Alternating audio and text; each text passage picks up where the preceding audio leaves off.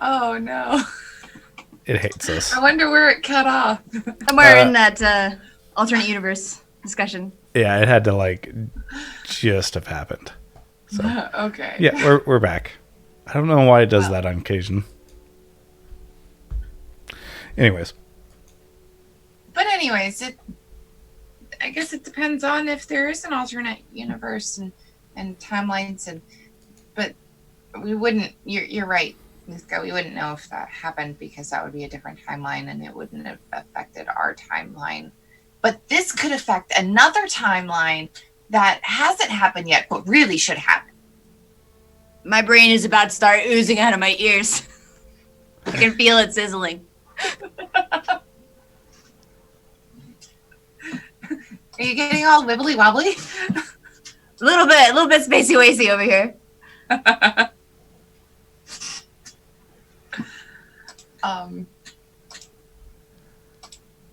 Well, I guess we'll just have to see what happens when we get into the city.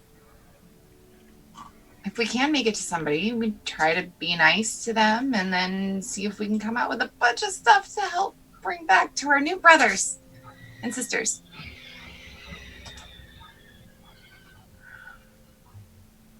Interchangeably so, actually, in that last point. Yeah, that's really interesting. I'm going to have to study that more when I get back home. I'm going to need way more paper for this. Probably more ink, too. She kind of shakes a vial. Yeah, well, maybe the Sandfolk have captured supplies from a cartographer or writer. You never know. You could always ask. That's a great idea. Oh, you're so full of good ideas. I should definitely go do that. Talia rushes out to find the first person she can to see if they have any blank books and ink. You guys just let her run off? Yeah, I just imagine she's really just shaking down a Sandfolk. Show me where your books are. Yeah, go ahead and roll your persuasion. Or you could try for your presence. Oh, let's go for presence. I'm still armored. You are in your armor, so that might help. Oh gosh. 13. I mean, that's not a bad roll. 10 is usually considered a minimum success. So, you run out and you run into the first one asking if there's basically paper supplies or whatever. Yeah. Excuse me. Do you have any paper or books anywhere? They kind of blink at you and no. Hide? We have some hides. Yes. You know what? I'll wait on that. Never mind. She goes back in the tent. You know what? I think I'll just add it to my list of things to find while we're raiding the City of Gods. Yep. And she pulls out her notebook, of course, and makes a note to find more books. You gotta use paper to get paper. Yes. It's an investment. All right.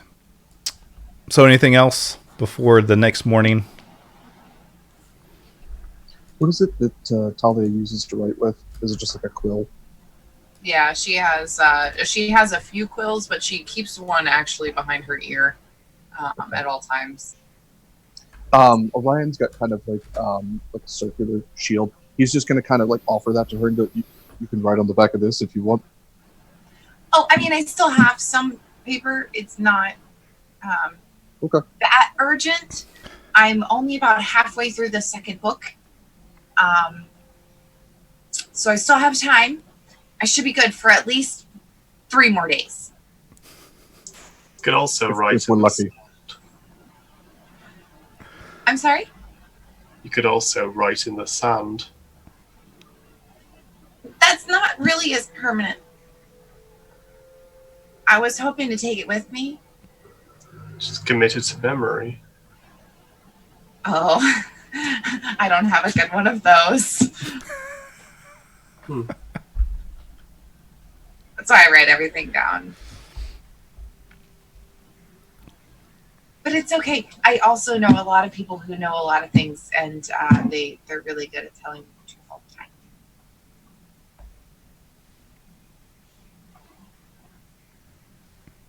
So you guys, wrap up stuff, kind of spend some time. Maybe Orion goes out and practices with some of the Sandfolk a little bit, some sword forms or sparring and stuff. And the next morning comes, and you guys get on your mounts. I don't think you had enough horses for each of you to have one, but some additional ones are provided. If one of you wants to attempt to ride a Camarillus, you can. Does anybody want to do that? Sure. Okay. So yeah, roll your presence for how the Camarilla responds to you.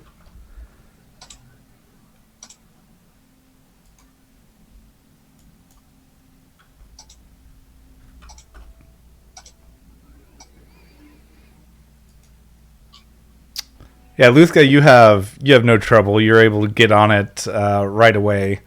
The Camarilla you get on, Roach, kind of smells. It's kind of like whipping their head around. They smell maybe something they want to try and eat.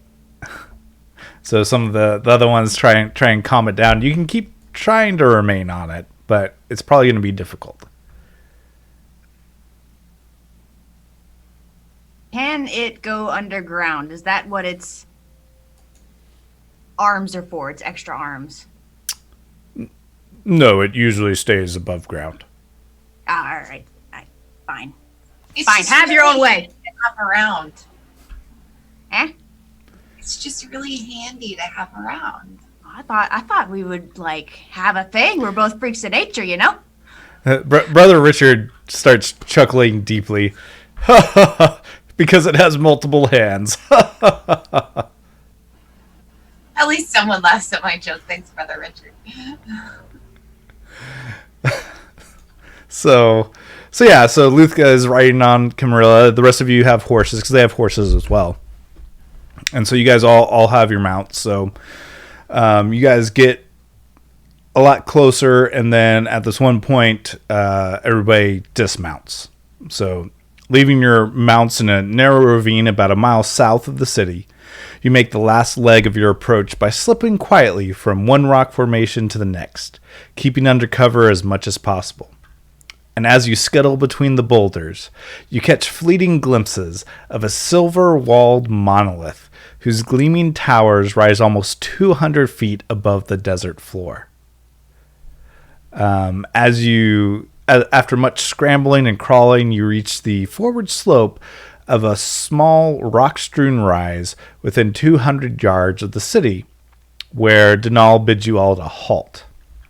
Now, as you're here, I think I'll just give this one to you, Ryan. You see, on these 20-foot tall parapets, things bigger than the blaster that you can put on your shoulder. You see, kind of shifting and moving slowly, and then there's some sort of movement that seems to be tracking, and then it shoots and rocketing 300 feet away. It hits the ground in a blast even bigger than what your shoulder cannon can do.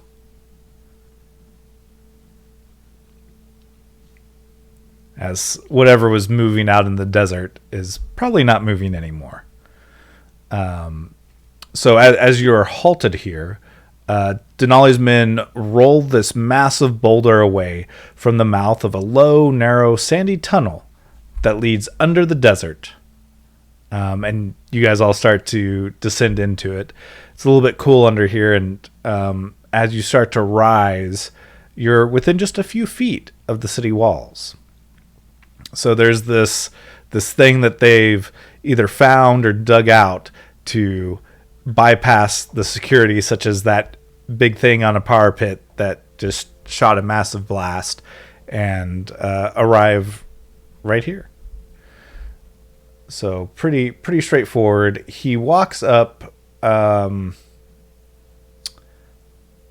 He walks up to the side of the wall, and it's a little bit similar because you guys remember the little the egg, right? And there was that hatch thing and stuff. There appears to be a bigger version of that, minus the hatch lever thing. But he walks up to a certain part, and there's some sort of projection that looks like it has these little, kind of like on the sides of some of the wands and stuff, these circular bumps that look like they are pressable. And he starts to press a sequence into it. And I want to memorize it. Okay, roll your perception to see how well you see it.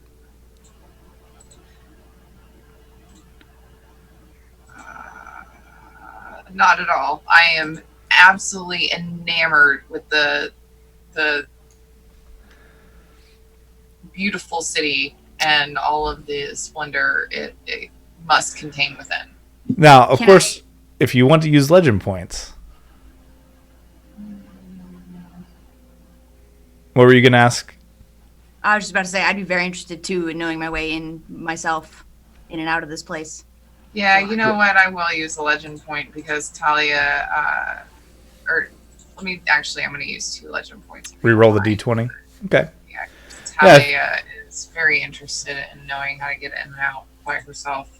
All right, so go ahead and roll a d20. It's loading. Right. Loading. She rolled a 6, by the way, Orion. Oh, 39. oh, and now she rolled a 39, which is actually a 41 because of the +2. So Talia knows exactly what the code is. It's like a 43. So yeah, your eyes just lock in. Of course. And you see the exact sequence of keys that he presses on this maybe keypad. And then there's a swooshing sound as like air kind of rushes a little bit, and the door kind of and then slowly opens, so that you can now enter inside the city of the gods. So it opens up, and there's this distinct like atmosphere difference. Like as you step in, it you can feel the cold air. I mean, it's basically climate controlled inside this place, right? So it's like being out in the desert and then stepping into an AC, air-conditioned house or something. You enter into this fairly big room. It's like 30 by 30 by 30. So pretty big. The door is big enough that like maybe a larger creature or carts or stuff could even fit in here. And inside the room, there are 2 doors. These are a little bit smaller to each side in this room. And there's lights that are currently on. So you guys enter in, you feel the temperature difference. And as you have entered in, the doors behind you close. And then all the heat just seems to disappear. As it feels very nice in this place. Very nice and cool. Very comfortable. And yeah, so Talia, you now have a sequence, and you kind of notice that there's a similar thing that he was pressing by each of the doors on the side as well. Anytime we go through a door, she's going to keep an eye out to see exactly how they open the door and to see if she can try to memorize all the combinations of numbers, for lack of a better word, all the combinations to get through the doors. I'm just gonna say a blanket. That's what she's gonna try to do. She might even, as we stop to kind of gather up, make sure everybody's in, she'll just jot down in her shorthand the first code. Not necessarily so that anybody else can read it, but she knows what it says. Gotcha. So yeah, it's strange like the egg in that the walls are very smooth and uniform. They appear to be made of some sort of metal, like a sword would be. Very, very strange. And, clearly somebody has used the light spell to broadcast a very bright light to fill up this whole room. And what's interesting is the doors that are on the other side. There's this circle with very wonderfully manufactured, well, not manufactured, very well constructed glass. Because like the glass that you saw on that egg, it's not like thicker in parts. It's very uniform in its thickness. It's very, very high clarity that you can see right through it, type of situation. And as you guys are entering this room, De-Nal is kind of grouping everybody up. There's how many sand folk? I gotta remember. Here we go. All right, so let's roll. Who would like to roll?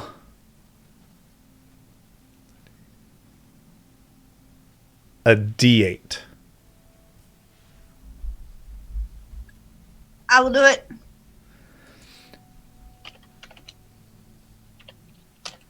Is this exploding? Sure. Why not? It exploded. Okay. So yeah, there are including De-Nal, and these guys are very well armed, for sure. They've got both, swords. Looks like they got some of the blasters. They're all in the god's armor, or the god suit. And any of his remaining bodyguards. All right, yeah. Cool. So there are 18 of the warrior sand folks there, plus De-Nal and some of his looks like bodyguards that are sticking to him. So they're grouping that up. So let me write that down. 18 sandfolk warriors. De-Nal plus that'd be 19, so 4 bodyguards. And then there are the 7 of you with Glamis. Yes. All right. So yeah, they seem to be gathering together. So there's currently 2 doors. Did you want to make any suggestions about proceeding?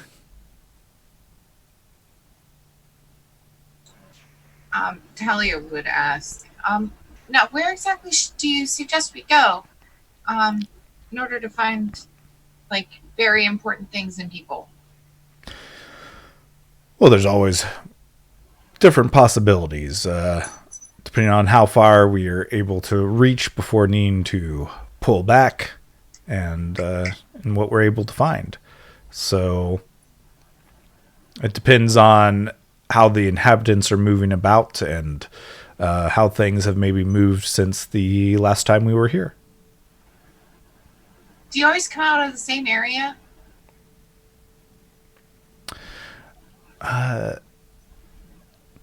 We've entered through different areas before, but I've recently discovered this one. This is our second time coming from this way. How long has it been since you came through here last?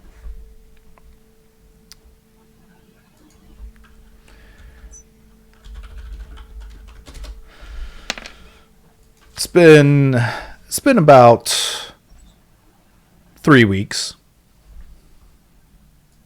Okay. Well, hopefully they're not waiting for us on the other side. If you use the same tactic every time you come in the same area, then they know where to expect you. And to that point, what if we are expecting opposition? What does that opposition look like? Are these the metal men that we've seen before, or is it something else? We've run into some of the metal men. We've run into some people like yourselves in the past too. They're usually armed with similar devices. But usually we've been able to come in, get some supplies, and go out as well. So it just depends on what we happen to run into. When you say people like ourselves, do you mean an orc that can turn into animals, a zombie, a little elf, people, or dragon folk? Humans. Okay. Oh. I don't think any of us are humans, but okay. I think we got to understand. Baron and Brother Richard. Kind of like the froggies, but they're not froggies. And they patrol these halls. Okay. What was that, Orion? They patrol the halls. Yeah, they seem to occasionally be patrolling, so we've run into them before. Any obvious places that we should avoid?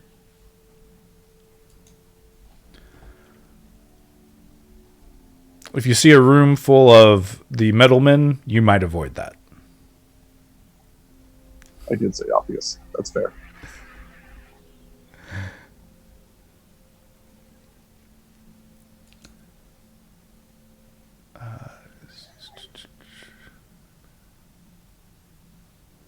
Okay, cool.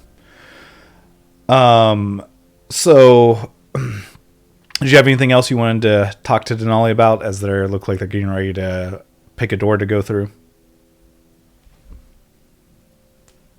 The only reason I'm asking is you guys mentioned you might try and split off from them.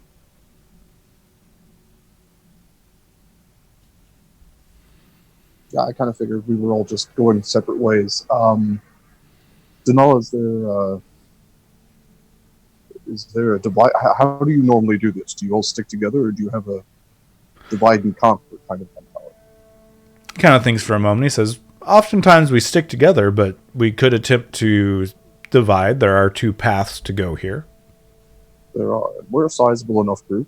If you're not opposed to it, I'd like to take my people down a separate path and see if we can maybe recover more things. Make sure you have one who is good with the memory or remember your path for when you need to exit. That's a good point. We will All keep right. going I think until we'll we be have okay. either gathered enough or until our forces have been dwindled in half. Oh, that's the okay. That was my next question: is when do we turn back? So when you've lost half your people, or when you found enough? All right. Do you meet back here, or do you go straight back to the camp? Well, we don't normally are not divided, but we would normally just head straight back to the camp. Okay. Well, if we get divided, I guess we'll just go straight back to the camp when we can. He nods. He says, that will work. Would you like some of our warriors to accompany you? We could...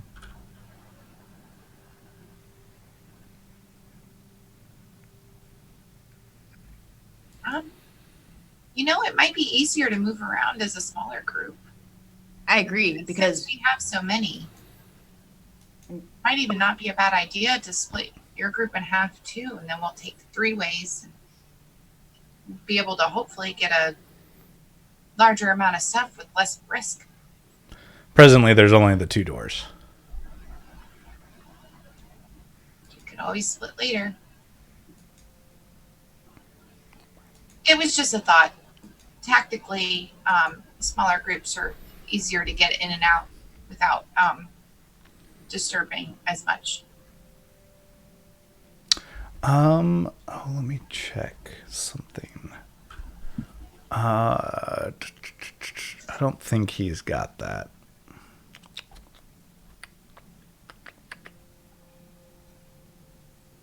Talia, for us specifically, 2 of us are wearing their stuff, and one of us can turn invisible, and another one of us can turn into an animal, and then another one of us is an animal. So if we get caught, we might be able to make a play for saying, "Oh, we just got lost."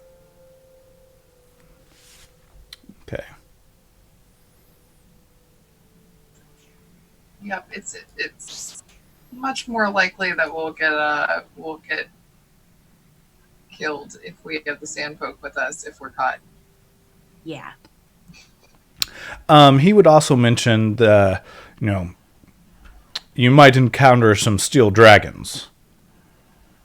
I'm sorry, what? Steel dragons.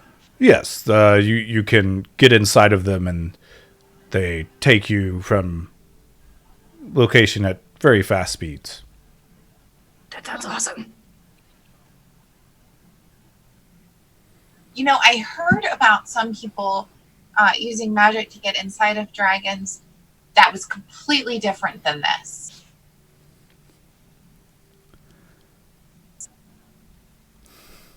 Says yes, there's perhaps the throat of the dragon, but it gets you from one location to another. Do these things fly or do they move along the ground? Oh, I can fly. Yes.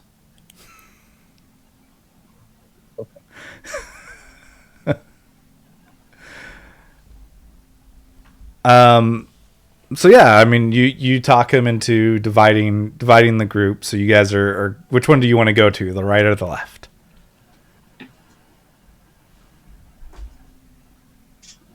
Left. Okay.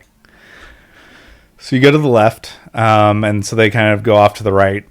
As you approach the keypad, right, there's this voice that comes out that you can't understand. It's a language that you haven't even ever heard before. And it sounds very odd. In the way it does inflections and stuff. But since you can't understand it, but you approach it and yeah, there's the keypad there.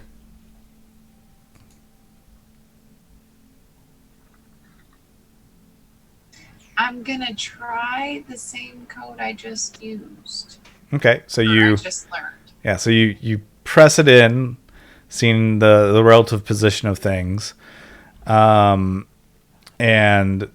there's a little chime, and the voice says something, and then the door slides, and there's this 15-foot tube that you can basically enter in, and on the other side is a similar door. Hold on. Don't move.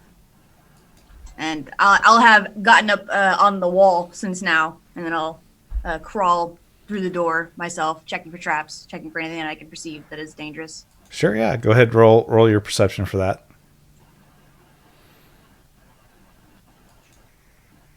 11 with the snoopers.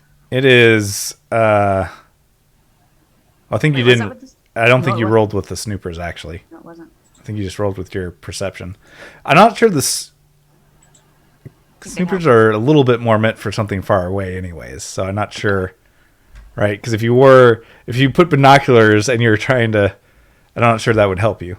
Well, these go in and out. These adjust. It's depending on true. what your eyes are doing, so I didn't know. Yeah, no, I don't think the snoopers would help you for trying to find traps in this case. Cool. So I think that works. But yeah, it seems all clear. I mean, there's not any place for a trap to be because it's just completely smooth. Oh, what do I know about any of that? This place is crazy. As far as I know, it's all right.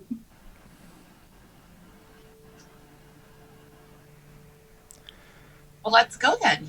So you guys shuffle in. You kind of see across the way. They've all seemed to shuffle in as well. The door closes behind you, and you all die because you chose the left door. Dang it! Yay, new characters. But yeah, you guys keep walking. You get to the door on the other side, and as you start to peer through the glass, we'll fade to black and find out what you might discover next week. Oh man, I just got Roll20 pulled up. Did you really? Thanks for doing the rolls, Casey. roll your presence real quick, Derek. Or Roll my Ryan. presence. Yeah.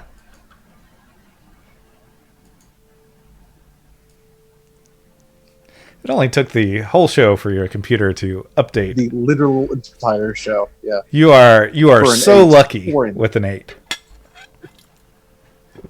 That's what your luck is. So, yeah, we'll kind of draw it to an end here. So we'll get some shout outs as I let that come back up. So that was City of the Gods today. There's other, of course, shows coming up. I'll mention those after everybody gives their shout outs.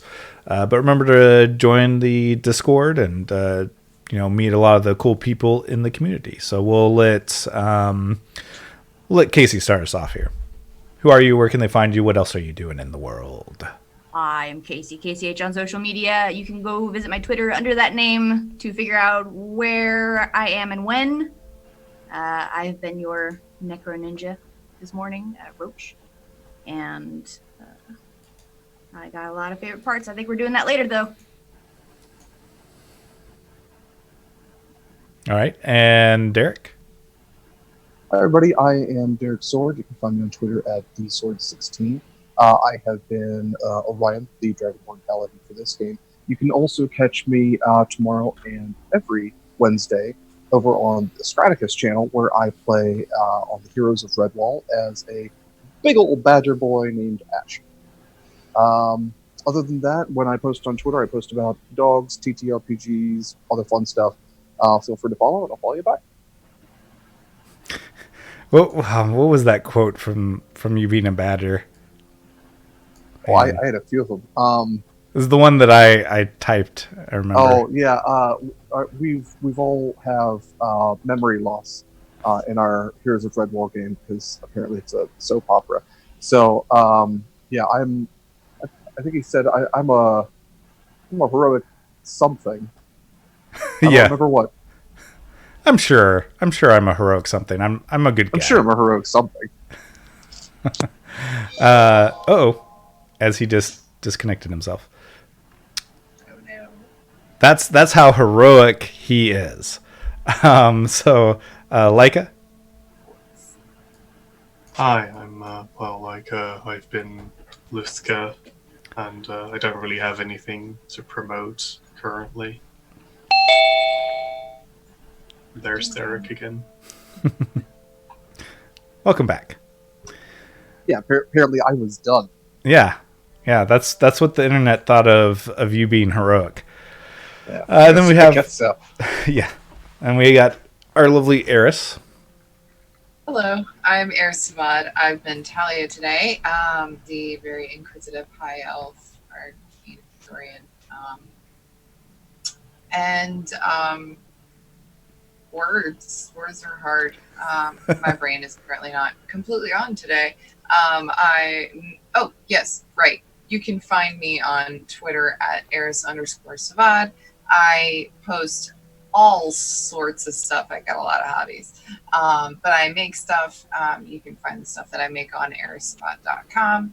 And tonight, actually, I have something important to say tonight. We are back with Witch Girls on Little Red Dot's Twitch channel.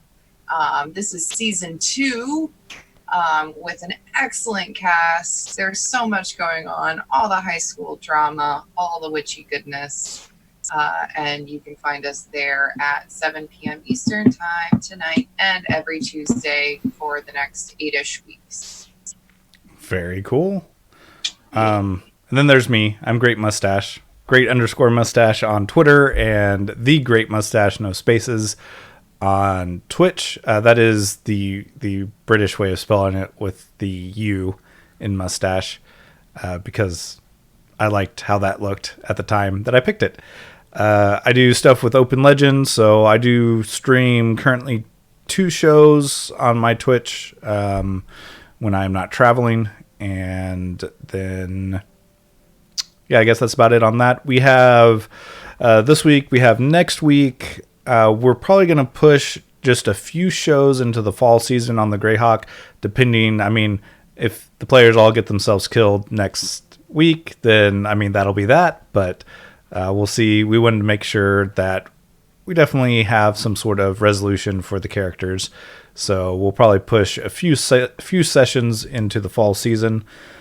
So be here, check us out next week. And as far as the Greyhawk schedule, there's some other games this week going on that you can check out. After us is usually Savage Tide, though sometimes he is not always airing depending on their schedule. And then this evening there's the Iron Heroes.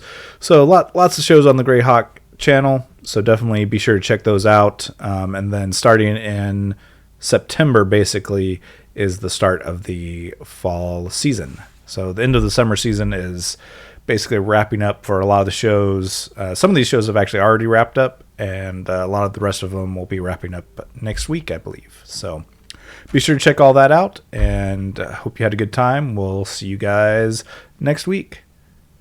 Bye.